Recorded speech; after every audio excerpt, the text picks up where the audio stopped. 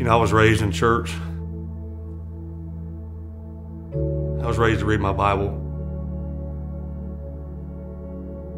I was raised to pray. But in the last few years, kind of fell into a ho-hum kind of routine, just going through the motions. Yeah, I just felt like my faith was on cruise control. You know, showing up to church, singing the songs, listening to the sermon, and, you know, leaving and not really thinking about it much between Sunday to Sunday. I felt like it was just me kind of going through the motions. You know, thank you, God, for this, this, and this, and this.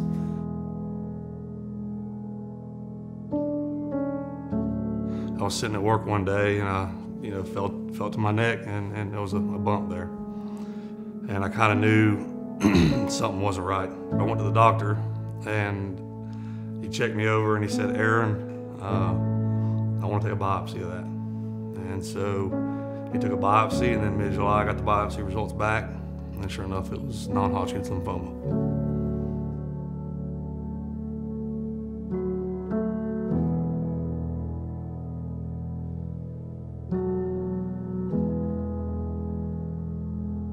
It was definitely hard for me just to wrap my thoughts around what was really going on. The first few weeks I was worried just about my kids, you know, not having a father, or me not having a husband, and trying to raise them alone, and it would be really hard to do something like this without him. I didn't tell my son. After the diagnosis, I was coaching football, youth football. But finally one day driving back from practice, I said, "Look, buddy, you know, Dad's got a thing called cancer."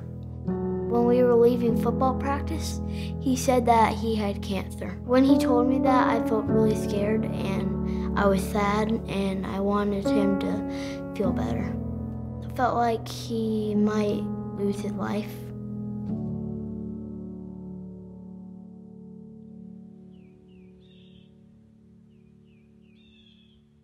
I felt like I was going to explode. You know, from the inside, it was just eating at me. I was at the end of my rope, you know.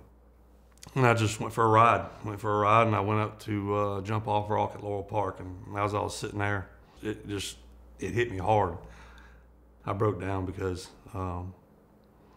it wasn't a scared cry. It was just almost a relief. He broke down and he called me.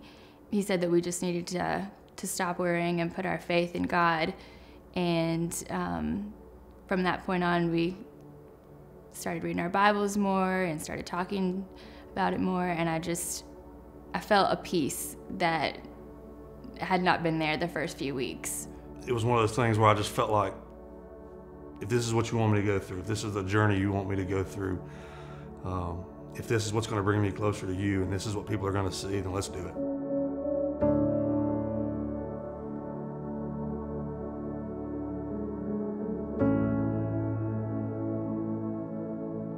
December 19th, I went for my final PET scan, and I got the report back just before Christmas that all was clear.